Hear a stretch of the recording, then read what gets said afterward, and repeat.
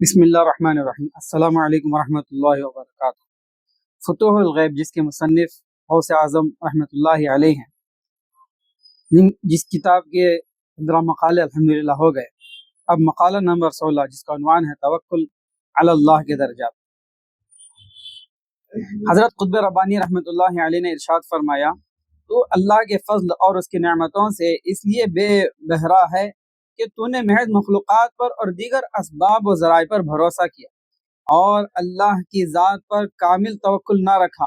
پس رزق حلال اور عقل مسنون کے حصوں میں مخلوقات تیرا حجاب ہے، اور جب تک مخلوقات کے بخشش و کرم کا امیدوار ہے اور ان کی جانب تیری سائلانہ آمد و رفت ہے، تب تک تو خالق کے ساتھ مخلوق کو شریک ٹھہرانے والا مشرک ہے۔ چنانچہ اس شرک کے باعث اللہ تعالیٰ تجھے عذاب میں مبتلا کرتا ہے، اور اس عذاب کے ادنا صورت یہ ہے کہ تو عقل مسنون اور رزق حلال نہیں پا سکتا، کیونکہ رزق حلال تو وہ ہے جو سعی و محنت اور جسمانی و دماغی قوتوں کو استعمال میں لا کر حاصل کیا جائے۔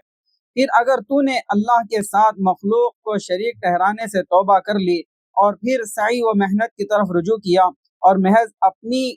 محنت و صلاحیت پر بھروسہ کیا، تب بھی تو مشرک ہے۔ لیکن شرک کی یہ قسم پہلے شرک سے زیادہ خفی یعنی پوشیدہ ہے، اور اللہ اس شرک پر تجھے عقوبت اس طرح کرے گا کہ بلا واسطہ سبب تجھے روزی عطا فرمانے سے محجوب رکھے گا، اور تو تحصیل رزق کے باطنی ذرائع سے بے بہرا ہوگا۔ پھر جب تو اس شرک خفی سے بھی توبہ کر لے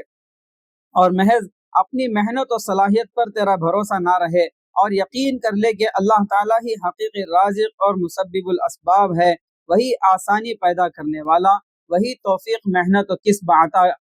عطا فرمانے والا، اور وہی مشکلات اور موانع کو رفع فرمانے والا ہے۔ اور اسی طرح جب تو ذرائع اسباب سے روگردانی اختیار کر کے رزق و محنت کے منبع و مخزن کی طرف رجوع کرے گا اور خود کو اور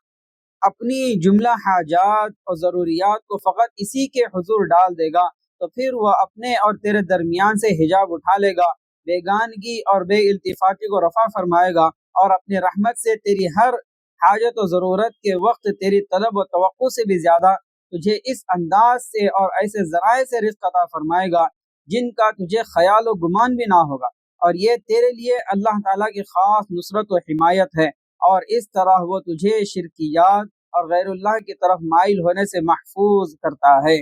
پھر جب تیرے قلب و دماغ سے ذاتی ارادے اور ذاتی خواہشیں منقطع ہو جائیں گی اور تو کلی طور پر متوکل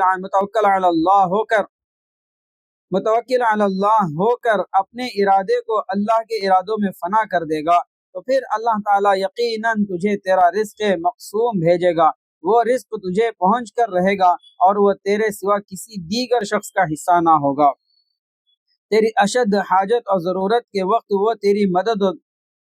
دستگیری فرمائے گا، اور ساتھ ہی تجھے اس رزق کے لیے ادائے شکر کی توفیق دے گا۔ نیز تجھے یہ عرفان بھی ہوگا کہ ایسے حالات میں مشکل کشائی اور یہ رزق اللہ کی خاص نصرت و اعانت سے ہے، اور اس طرح تو اس مسبب الاسباب کی اس رحمت خاصہ کو پہچان لے گا اور اس کا شکر بجا لائے گا۔ یہ معاملہ مخلوقات سے تیرے خروج و بعد اور غیر اللہ سے اجتناب کا باعث ہوگا، اور ساتھ ہی تجھے توحید کا صحیح فہم اور ادراک حاصل ہوگا۔ پھر جب اللہ تعالیٰ کی ذات و صفات کے متعلق تیرا علم اور یقین محکم راسخ ہو جائے گا، تو تجھے قدرتی طور پر شرح صدر ہوگا، اور تیرا قلب و دماغ انوار معرفت سے منور، اور تیری روح اسرار خداوندی سے سیراب و توانا ہو جائے گی۔ اندری حالات کشف باطن اور نور کرامت سے تجھے ہمیشہ جتلا دیا جائے گا کہ اللہ کی طرف سے تیری حاجت روائی اور مشکل کشائی ہونے والی ہے۔ اللہ تعالیٰ فرماتا ہے، ہم نے بنی اسرائیل میں سے ایسے ائمہ دین اور رہبران قوم بنائے جو ہمارے اوامر کی ان میں تبلیغ و اشاعت کریں۔ انہیں یہ قیادت اور صلاحیت تب عطا ہوئی جبکہ ان لوگوں نے صبر کیا اور ہماری آیات پر یقین اور ایمان رکھنے والے ہوئے، اور اپنے کلام مقدس میں ایک اور جگہ فرمایا، جو لوگ ہماری راہ میں ریاضت و مجاہدہ کرتے ہیں، یقیناً ہم انہیں صراط مستقیم دکھاتے ہیں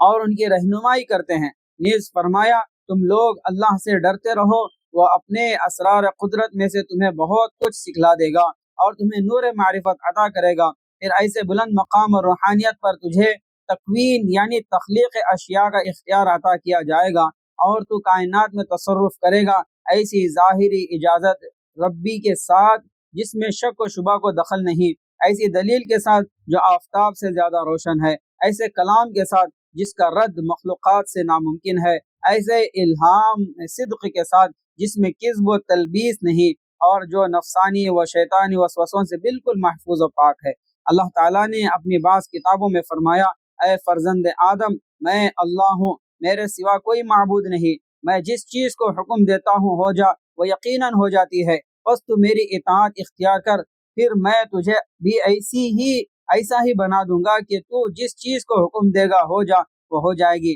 اور اذن الہی سے عالم وجود میں آئے گی۔ اور بلا شبہ اللہ تعالیٰ نے اپنے انبیاء و صدیقین، اولیاء اور خواص بنی آدم کو ایسی ہی روحانی قوتوں کا حامل بنایا ہے۔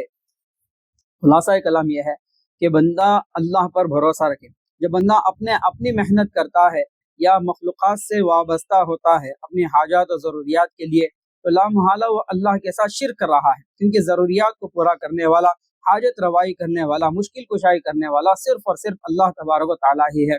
اور اس کے علاوہ اگر بندہ خود محنت کر رہا ہے اور اپنی محنت پر بھروسہ کر رہا ہے، یعنی میرے سے ہی ہوگا، تو بھی وہ اللہ سے شرک کر رہا ہے۔ ہونا تو یہ چاہیے ہر مومن کو کہ بندہ محنت کرے، کوشش کرے، مجاہدہ کرے، لیکن اس کا نتیجہ وہ ہے اللہ پر چھوڑ دے کہ محنت میری ہے لیکن اسے پورا کرنے والا اللہ ہے، کیونکہ غالباً حدیث بھی ہے السعی منا والاتمام من اللہ، کوشش ہماری ہونی چاہیے اور اس کوشش کو پورا کرنے والا، اس کوشش کو کامیاب کرنے والا اللہ ہے۔ جب بندے کا یہ توکل ہو جائے، بندے کا جب یقین ہو جائے، تو پھر اللہ تعالیٰ اس کے درمیان سے